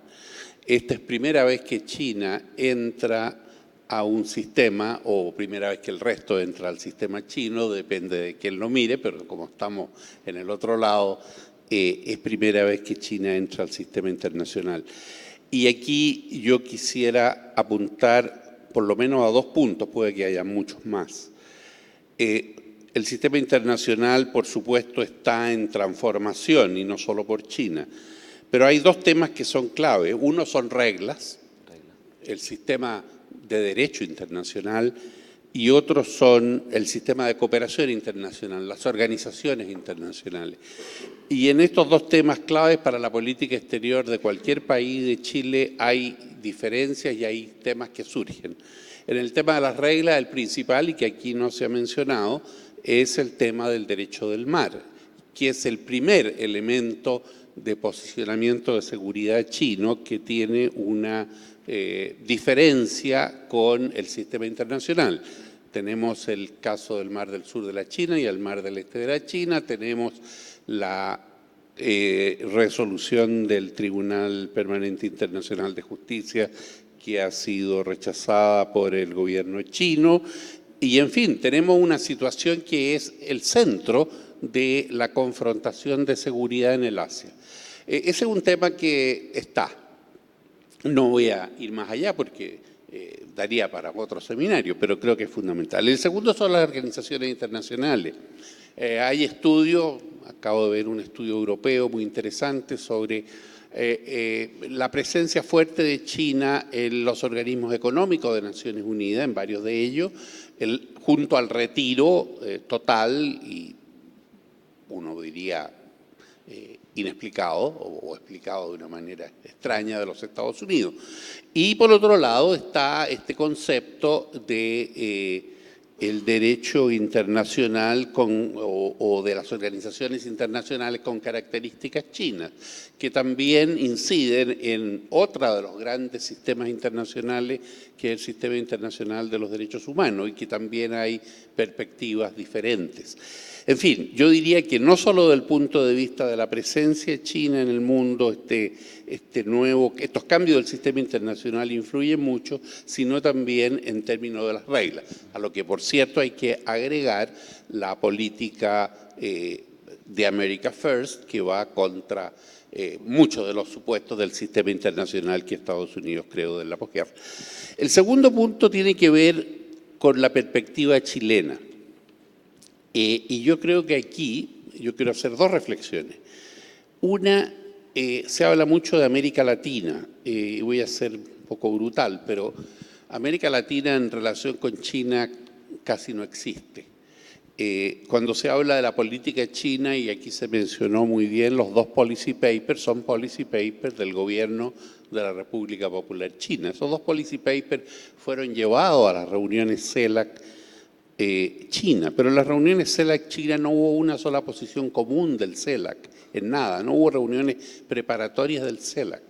América Latina está en un grado muy retórico, lleno de organizaciones y cero de coordinación de política. No ha habido más que el rechazo al endoso a la iniciativa de la Franca y de la Ruta que ocurrió acá en la segunda CELAC y que se expresó en un toma nota o algo así. Obviamente la mayor parte de los países después apoyaron la iniciativa, pero como América Latina no hubo un apoyo a eso. Es decir, no hay una posición de América Latina. Y segundo, yo creo que esto es lo más importante, creo que obviamente en este contexto tenemos que entender cuáles son los intereses comunes que tenemos con la República Popular China, Chile, y Chile los ha desarrollado y ustedes los han mencionado en varios aspectos, pero tenemos que ver cómo esos intereses comunes pueden ser aumentados, como señalaba Mario Artaza, en un sistema global, llamémoslo en transición. ¿Cuáles son las nuevas prácticas que tanto China como Chile y las nuevas reglas que tanto Chile como China pueden aceptar en este contexto? Y eso no es tan obvio. Ese yo creo que es el desafío. El desafío es encontrar cómo cooperar en estas nuevas prácticas y nuevas reglas, si se necesitan nuevas, o en las antiguas, si queremos mantenerlas, en el futuro. Entonces ahí está el futuro, el tema principal de esta relación para los próximos 10 años. ¿Cómo nos vamos a acomodar a estos cambios y cómo vamos a tratar las diferencias? Porque aquí, obviamente, hay perspectivas distintas, depende en qué lugar del sistema internacional se esté. Perdón por la extensión. Voy a dar otra más. Muchas gracias, Carlos. Embajador Lavé. Gracias, mis felicitaciones a todos los panelistas. Hay un debate en estos momentos en la comunidad académica de Estados Unidos y algunos de los participantes en el debate apuntan a la emergencia de un virtual consenso en Washington con respecto a la necesidad de confrontar de manera quizás más enérgica la emergencia de China como superhegemón prospectivo. Y hay, según algunos autores, una corriente cada vez más favorable hacia lo que se denomina disengagement o decoupling. Por un lado, se cita un comentario que el presidente Trump habría hecho en privado, según el cual la mejor relación comercial con China es no tener ninguna relación comercial con China. Eso está en un par de papeles de la Brookings Institution, Jeffrey Bader en particular. Por otro lado, evidentemente, una sensación de malestar, pero al mismo tiempo de enorme preocupación. Y tú, Mario, mencionaste el diálogo de Shangri-La. Hubo una intervención del primer ministro de Singapur en ese diálogo, en el cual el primer ministro, y yo creo representando la opinión de varios de los participantes allá, dijo que la región no estaba para nada satisfecha ni contenta con esta confrontación, puesto que la confrontación va a significar necesariamente tomar decisiones en términos de con quién vamos a estar. Otros autores dicen que no es posible establecer una comparación entre la Guerra Fría que conocemos, la de Occidente con la Unión Soviética y el Pacto de Varsovia, con lo que podría ser esta Guerra Fría de baja intensidad, digamos, pero que podría crecer en intensidad. De hecho, todos estamos mucho más vinculados a la economía china ahora, pero puede llegar el momento de que tengamos que tomar ciertas decisiones y las decisiones van a estar vinculadas a nuestros intereses y los intereses van a estar relacionados con la manera como nos vinculamos al orden mundial y ahí en ese sentido yo estoy perfectamente de acuerdo con Carlos, que es un orden mundial que está regulado por reglas. Y pareciera ser que hay aspectos del orden mundial que le gustan a China y en los cuales China participa muy entusiastamente, pero otros no tanto. Entonces, ¿cómo ven ustedes esta opción de disengagement? ¿Es simplemente un capricho, un fixture of the imagination de algunos halcones en Washington o hay alguna posibilidad real en ese sentido? ¿Y qué significaría eso para nosotros? Gracias. Gracias. Vamos a responder estas dos preguntas, reflexiones, y luego seguimos con otras intervenciones del público. Se abre la palabra. Fueron preguntas abiertas, por lo tanto, tanto comentarios de Carlos Portales como del embajador Lave. Sí, comentarios breves, así todos Sí. participamos. Son ambas intervenciones buenísimas, difíciles de abordar por entero.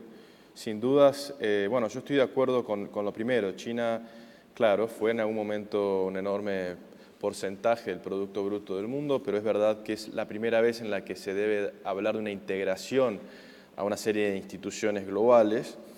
El mundo en el que estamos parados un poco hoy, en términos económicos por lo menos, se forma después de la Segunda Guerra Mundial. Es el sistema de Bretton Woods, en el cual por años China logró jugar con esas reglas e incluso tirar provecho de esas reglas, y en este momento no más. Entonces, la discusión académica es ¿qué es lo que sucede cuando una potencia en ascenso deja de obtener beneficios del status quo? ¿Se crean nuevas instituciones a imagen y semejanza de los intereses propios? Bueno, sí, pero ¿cómo? Digamos, esa es la pregunta, y el concepto que engloba es un poco el del multilateralismo contestado. Lo que se ha visto hasta ahora es que China demuestra cierta insatisfacción con los regímenes internacionales, pero aún no ha hecho propuestas alternativas. El AIIB, en mi opinión, es un ejemplo. Es un banco que se solapa muy bien con el sistema de bancos multilaterales de desarrollo actual. Casi todo lo que financia es en cofinanciación, tiene vínculos con el Banco Mundial. Entonces está adoptando de una forma, para mí, hasta ahora, menos asertiva de lo que podría ser. Pero al mismo tiempo está la situación que plantea el embajador Lave, un escenario de mayor confrontación, mayor disengagement. Sin duda es un escenario que lleva a una proto-guerra fría. Yo no tengo dudas. Lo que evita la escalada del conflicto, porque tenemos que tener en cuenta que estamos en un contexto serio, la guerra comercial es seria, es muy grave lo que está pasando. Lo que mantiene ese hilo pendiente y una especie de paz tensa es la enorme interdependencia económica que hay entre ambos, y en la medida que esa enorme interdependencia económica se desmonte, se deshaga, los costos de confrontar bajan. Eso está demostrado. Por lo tanto, no hay mejor forma de garantizar un sistema internacional pacífico y funcional que la interdependencia comercial y económica. Entonces, para mí lo que se propone es de alto riesgo, es una confrontación de suma cero, en la que ya deja de haber posibilidades de ganancia conjunta y se transforma en una confrontación directa. Ojalá que no se avance en esa dirección. Cuando ha pasado ha sido muy malo para todos. Y claro, Chile está en el medio, ¿no? Chile está jugando el papel en ese escenario de polaridad en el que hay que quedar bien con uno y no con otro. Chile la tendría difícil porque hasta ahora en el hemisferio es el que mejor ha jugado la política de las dos vías. Gracias. Nicole, Mario. Reforzando un poco lo que dice Fran sobre el tema de quién hace las reglas y el derecho internacional, hace unos 15 años, cuando China estaba consolidado el salto de potencia regional a potencia global, el gran tema era ¿y en qué momento y dónde va a empezar a desafiar las reglas que tenemos? Y el derecho internacional y los derechos humanos, etc. La verdad, hemos visto muy poco de eso de desafiar. Siendo China miembro permanente del Consejo de Seguridad de Naciones Unidas, al principio muy cauteloso con principios como la responsabilidad de proteger, las intervenciones humanitarias, hoy día argumenta con esos conceptos de forma bastante natural, está a favor, lo adoptó no solo una vez, sino varias veces, y apoya muchas acciones que toma el Consejo de Seguridad de Naciones Unidas. Las operaciones de paz es otro ejemplo, donde China, queriendo ser un actor responsable, importante a nivel global, asuma un papel y acepta las reglas que existen. Obviamente, quizá no 100%, y intenta, como cualquier país, cualquier actor lo hace, intenta que se plasmen sus preferencias y sus intereses, pero no hemos visto, yo creo que en ningún ámbito realmente un choque, ni siquiera en lo que es UNCLOS, la COVEMAR, se llama, ¿no? Gran conflicto o potencial conflicto en el mar de China del Sur, conflicto entre China y los países de la región, pero también Estados Unidos está metido, Estados Unidos con la bandera de la libre navegación, etcétera, etcétera, pero siendo Estados Unidos del país que no es miembro de la COVEMAR y siendo China el país que es miembro de la COVEMAR, con algunas excepciones, pero como tantos otros países. En ese sentido también creo que ahí, o sea, las reglas no son algo estáticas. Y China, como también otros países del sur global, potencias emergentes, no aparecen de un día al otro, sino han tenido una injerencia de larga data en el hacer esas reglas.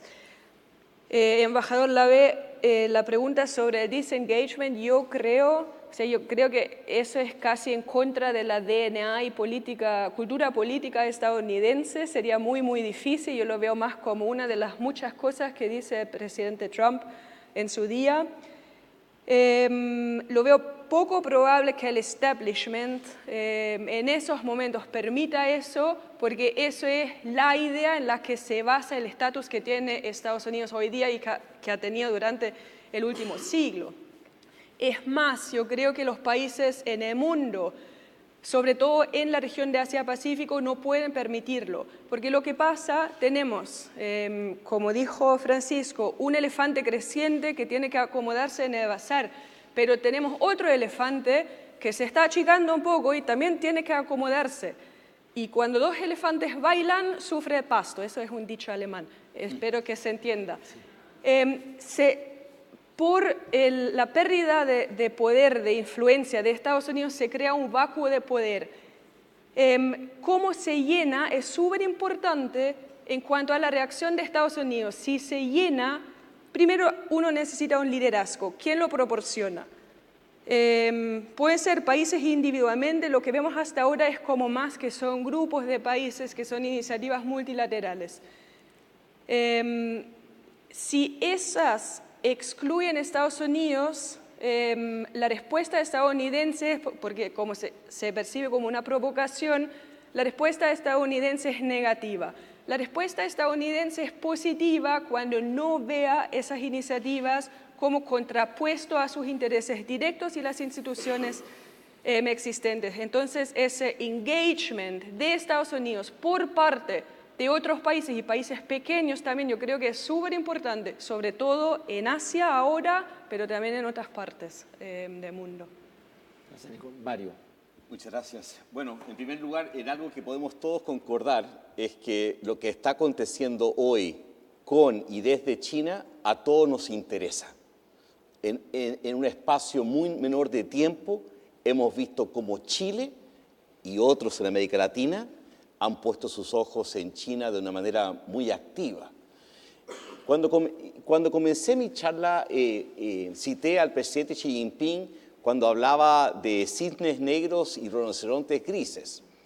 Cuando él se refería, Xi Jinping, a rinocerontes grises, él estaba hablando de que a veces uno puede ver un rinoceronte a la distancia, puede verlo amenazante a la distancia, y solamente sabe cuando le golpeó el rinoceronte, cuando ya era muy tarde.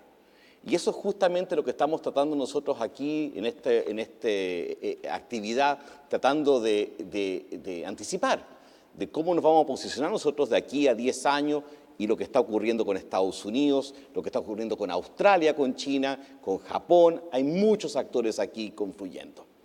Y aquí voy a un tema también muy relevante. Durante el fin de semana se llevaron a cabo dos hechos muy importantes a tener en el radar. El primero, ASEAN, es decir, los 10 países que forman parte de esta agrupación del sudeste asiático, realizaron ejercicios navales con Estados Unidos a pocas semanas de haber emitido esta declaración conjunta acerca de la centralidad de ASEAN. Al mismo tiempo, en las casas de Dayutai, que son las residencias en donde se alberga cuando visitan mandatarios o altos dignatarios a Beijing, el gobierno chino, se realizó un foro de desarrollo chino. en donde unos profesores a la salida fueron citados diciendo: si se habla acerca de incertidumbre en Estados Unidos, lo es también hoy en China. Y eso es lo que está ocurriendo, es decir, hoy tenemos incertidumbre y liquidez de un lado al otro lado del Pacífico. Cuando abordamos el tema de disengagement, y ahí voy a empezar a tratar los temas, soy de la opinión que tal vez China también está estableciendo un disengagement a través del Made in China hecho en China 2025. Les planteé anteriormente, muy rápidamente, teníamos 12, 14 minutos para hablar, que China está procurando poder autosatisfacer su demanda de tecnología, de productos industriales, es decir, no quiere pasar por vaivenes que no le permitan a China mantener un crecimiento estable, porque el crecimiento estable está conectado con lo que significa la dignidad humana, el levantar a la población desde una perspectiva de pobreza a una perspectiva de medianamente acomodada. El Made in China 2025 es tal vez una forma de responder a este disengagement. Concuerdo con lo que dice el profesor Udinés. Es a tal nivel ya la mutua dependencia entre estos G2 mundiales, porque eso es lo que se ha convertido hoy este planeta, en un G2, donde China, muy cercano a la Federación de Rusia, aborda temas estratégicos y también de otra índole tecnológica, y Estados Unidos con sus socios principales en la región, Australia, Japón, y estamos viendo el desarrollo, la implementación, la incorporación, no gratis, de India a este Quad que se está llevando a cabo. Modo de ejemplo de este vínculo China-Estados Unidos. Hay más de 330.000 jóvenes chinos estudiando hoy en Estados Unidos. Es decir, de alguna manera, un país, Estados Unidos, que requiere de jóvenes extranjeros para alimentar el conocimiento, el desarrollo de las universidades, que dependen del propio estadounidense de vincularse, de endeudarse, es muy complejo. Estábamos viendo algunas cifras de algunas universidades, incluyendo una sus alma mater, el profesor Portales, Stanford, como en 10 o 15 años más, 60-70% de su población académica de posgrado va a venir de la región de Asia-Pacífico o Indo-Pacífico, que también quiero que empecemos a pensar en ese concepto, incluyendo a China. Sobre China y América Latina es muy importante lo siguiente. Yo sí creo que Chile y América Latina es relevante y es importante para China.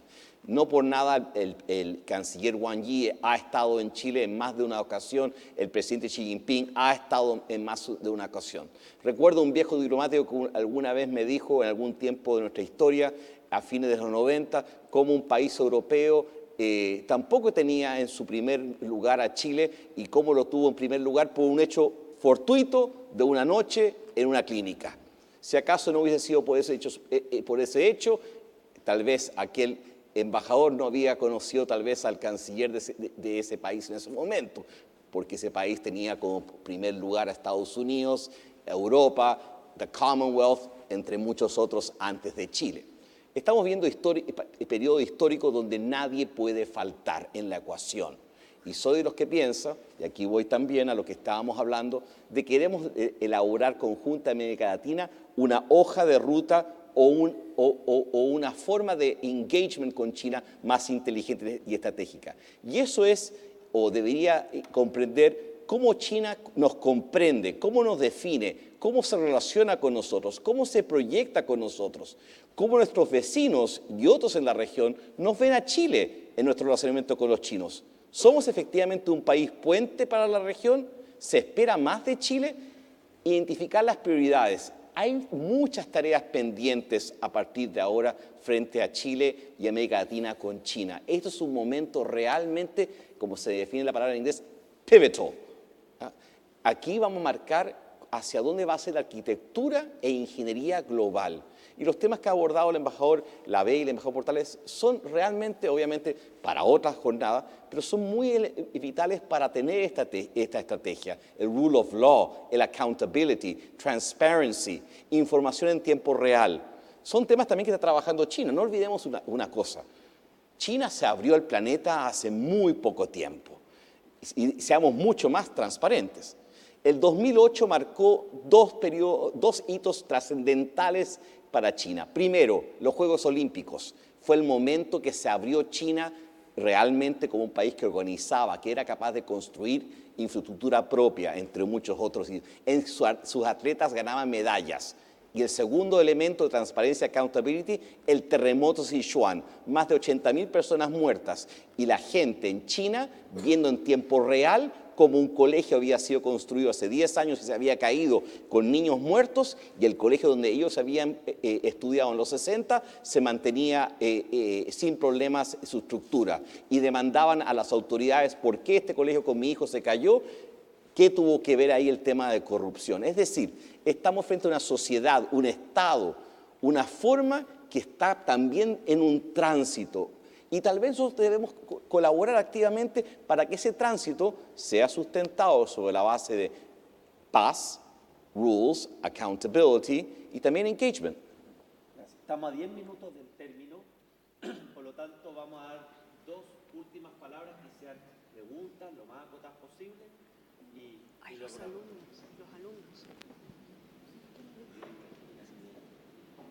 La niña de la segunda fila.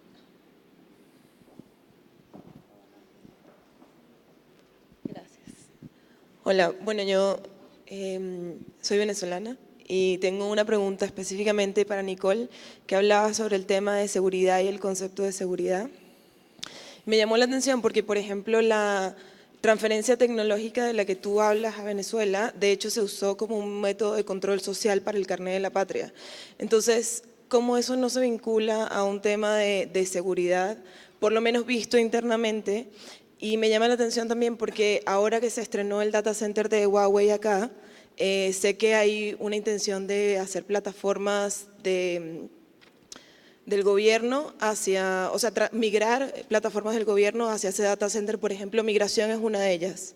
O sea, hacer el trámite de migración, de papeleo de migración. Cuando tienes una migración de 300.000 venezolanos o tanta gente de Venezuela que está llegando acá, y entonces su información está ahí, más está en un sistema de control social del carnet de la patria, ¿cómo eso no es un problema de seguridad? Y cómo es visto simplemente como un tema de transferencia tecnológica. Y me llama la atención también por ese tema de lo que preguntaba el señor Mario, de la capacidad o el rol que tiene Chile en la región con respecto a temas. No sé qué tanto se han planteado cómo la migración venezolana va a ser el potencial problema para la región en los próximos años, y que uno de los grandes causantes o promotores de ese problema es el gobierno chino. Gracias. Hay una pregunta ahí atrás allá atrás, la última pregunta. La segunda persona, la de más atrás.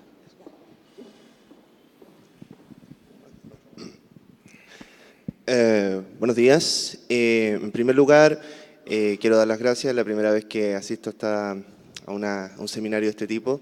Soy, por así decirlo, la competencia, pero Confucio Santo Tomás.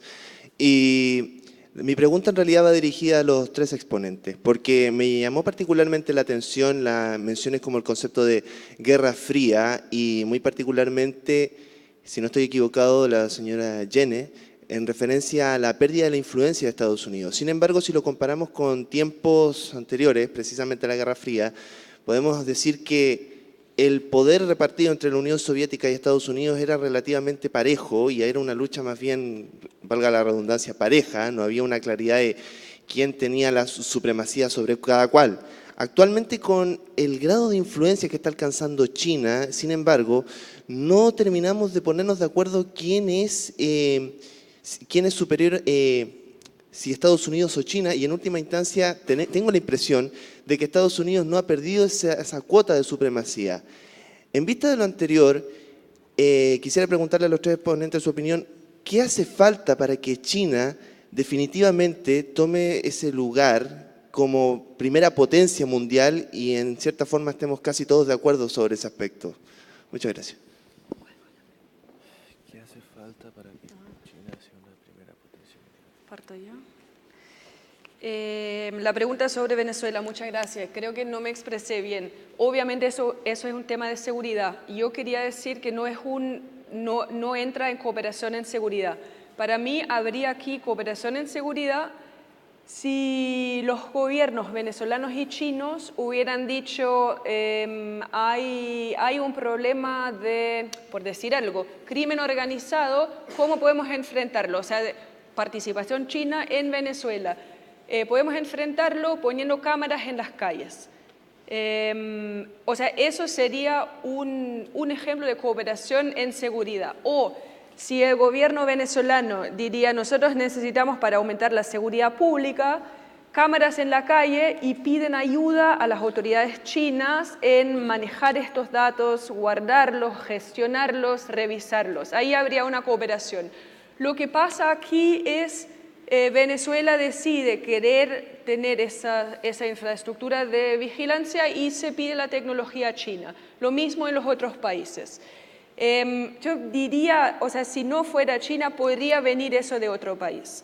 En ese sentido, o sea, obviamente es un tema de seguridad pública, de seguridad nacional y seguridad humana. Pero en ese sentido no hay cooperación. ¿Se entiende? La pérdida de poder de Estados Unidos y la distribución de poder hoy día en comparación a la Guerra Fría. Obviamente, si hay una pérdida de poder de Estados Unidos, eso es relativo a los otros países en el mundo. Ahí estoy hablando de una distribución de poder donde Estados Unidos sí todavía tiene una posición de preponderancia, pero sin duda no la misma que tuvo hace 20 años. Estados Unidos hoy ya no es capaz de andar a unos capitales, distribuir papeles y decir así, voten por favor en la Asamblea General de Estados Unidos. Eso ya no es posible. Yo creo que parte del problema de Estados Unidos, de cómo se maneja y los debates internos que tienen hoy día, cómo se manejan las relaciones internacionales es que el presidente Trump no entiende eso, que él dice nosotros tenemos que salir ganando todo el tiempo, pero no entiende que ya no está en una posición donde puede salir ganando todo el tiempo, tiene que hacer concesiones. Que Estados Unidos es en muchos planos más poderoso y ahí podemos pensar en poder de distintas formas, poder militar. El soft power creo que es muy claro. Cualquier encuesta que existe en el mundo donde se pregunta a la gente si te damos una beca para estudiar, ¿a dónde irías? Muy poca gente dice a China. Si te damos una beca para estudiar un idioma, muy poca gente dice mandarín y quizás no solo por la dificultad. Pero ahí hay una diferencia grande. ¿Qué tendría que pasar? O sea, eso no es algo que se hace de hoy a mañana y creo que hay mucha gente en China pensando sobre eso, ¿no? Cómo manejar el ascenso. Si pensamos menos en términos de poder, sino más en términos de influencia, lo que falta a China, y creo que lo tienen muy claro en América Latina, es el soft power. O sea, es un tema de confianza, pero confianza también se construye con el tiempo. Es mucho desconocimiento, como la gente enfrenta, lamentablemente, el desconocido es muchas veces con reacciones malas. Y creo que, o sea, tanto si hablamos de sociedades como también otros gobiernos, es ese soft power que apoya a la influencia. Lo militar y el hard power, digamos, se está dando ya. Sí, porque me queda bien, para continuar con lo que dice Nicole, para un país ser potencia hegemónica internacional necesita tres condiciones: ser potencia militar, potencia económica y potencia cultural. Y en el único aspecto donde hay un cierto patamar con los Estados Unidos es en lo económico. La Unión Soviética lo logró en lo económico y en lo militar, y así todo colapsó, porque la variable cultural fue muy ignorada por décadas en estudios de relaciones internacionales y es central. El posicionamiento de las grandes potencias sin legitimidad cultural es imposible y eso le cuesta mucho aún a China, me parece a mí. Pero tiene agendas. Bueno, ahora en unos meses va a estar muy presente el tema económico en APEC, que es en noviembre. van a haber autoridades chinas y es una agenda en la que se mueven muy bien, y en diciembre COP25. En la agenda medioambiental también han habido avances importantes. China es el principal inversor y desarrollador de tecnología de energía sustentable, pero aún hay enormes malos entendidos. Lo que sucedió la semana pasada aquí es un clásico hecho que debe ser trabajado para que se genere mutuo entendimiento. Por ejemplo, lo que sucedió la semana pasada sucedió en simultáneo en Polonia y en República Checa. No fue un embajador que se levantó un día y se indignó y de impulsivo escribió una columna en un diario. No es así como funciona la política externa china. Hubo una consulta y tiene que ver con una forma que está tratando de ejercer la política externa china de contener esta crisis que se está dando en Hong Kong. Y para eso se necesita mucho diálogo y mucha comprensión. Yo creo que ha sido positivo en este caso lo que pasó en el intercambio de diarios para generar una cierta comprensión, y está claro que aún la distancia cultural, por ejemplo, con Chile es abismal, con toda América Latina diría, y para hablar de una paridad estilo Guerra Fría, al menos en la región, estamos hablando de décadas, 30, 40 años, no es ese el escenario que se está planteando. Apenas se está hablando de una China que empieza a exigir espacios. Es una China que está a 30, 40 años de ser capaz de confrontar directamente en los tres ámbitos, militar, económico y cultural, con los Estados Unidos. Y por eso estas políticas tan de suma cero a lo Trump son muy complicadas, porque son políticas que no dan concesiones y que asumen que el escenario es ya de un escenario de equivalencias, cuando no es así aún. Entonces, me parece a mí que en algún punto la política externa de Estados Unidos hacia China no es la más inteligente. Mario. Gracias. Yo creo que algo que debemos nosotros hacer, nuevamente vuelvo al tema de prospección, estudios prospectivos, perdón, es el tema de ponernos ya a ver cuál va a ser el escenario si acaso en noviembre del 2020 triunfa el señor Trump y es reelegido en un espacio político estadounidense donde el tema China mueve a favor, es decir, a mantener cierta presión, tanto a demócratas como republicanos. Ustedes habrán visto que en los últimos días las propuestas políticas por parte de Nancy Pelosi frente a lo que estaba aconteciendo en China y frente a temas de interés global que están apareciendo en los medios últimamente. Yo no creo que el tema de China dentro de Estados Unidos es un tema netamente del señor Trump. Este es un tema bipartisan. Y tal como lo indiqué en mi presentación, esto viene dándose con mayor vigor, con mayor ahínco, desde la iniciativa del Pivot to Asia de Barack Obama, a través de Hillary Clinton, donde recuerdo yo a León Panetta, el ministro de Defensa, hablando que el TPP y su negociación era otro portaaviones para los Estados Unidos. Ese fue el lenguaje que se empleó, que vale la pena tener presente. Sobre el tema de Guerra Fría, yo creo que el término tal vez nos evoca otros tiempos, incluso generacionales. Pero cuando hablamos de cómo identificar, cómo ponerle una placa a lo que está aconteciendo, creo que, a mi entender, es lo más apropiado. ¿Por qué? La Guerra Fría o el conflicto estadounidense-chino en este momento no solamente construir más portaaviones o desplegar mayores fuerzas terrestres o aéreas, tiene que ver con satélites, con ciberespacio. Hoy, por ejemplo, uno puede dejar sin agua, sin electricidad ciudades apretando un botón, o extraer de cuentas corrientes de personas alrededor del planeta, como lo han hecho, por ejemplo, desde Corea del Norte, millones de dólares a través también de equipos especializados dedicados a ello. Es decir, hay operatividad por ambos países y también por otros en el campo cibernético. No olvidemos, por ejemplo, la investigación en Estados Unidos frente al tema ruso y cómo Rusia de alguna manera habría intervenido en un espacio electoral, es decir, a través del despliegue cibernético. Es decir, yo encuentro que estamos ante un escenario en donde esto puede generarse por ambas partes. Voy a cerrar bien rápido. Sobre lo que ocurre por China en su vinculación con el resto del planeta.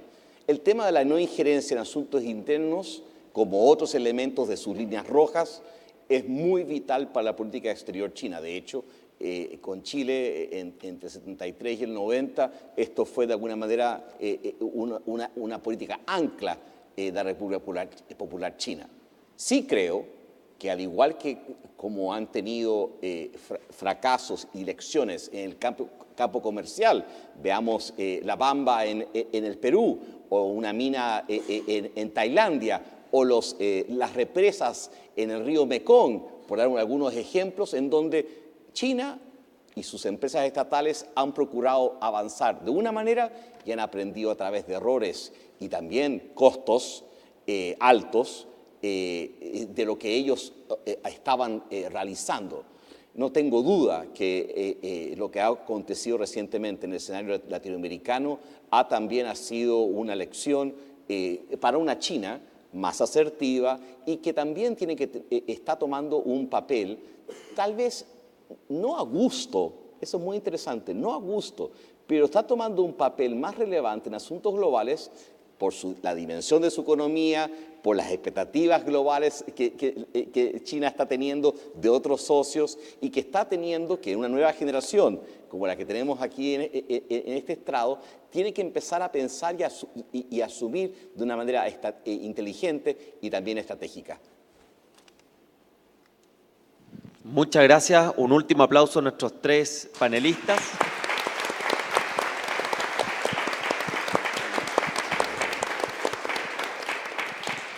Agradecer a ustedes que pudieron compartir en esta actividad, a Fernando Alvarado, que dirige el Instituto Confucio C, que fue el gran promotor de esta actividad, y a los organizadores en general por hacer posible este evento. Vamos a continuar este tipo de debates, temas de China, de Asia-Pacífico, y los mantendremos informados desde la Universidad Católica. Muchas gracias. Muchas gracias.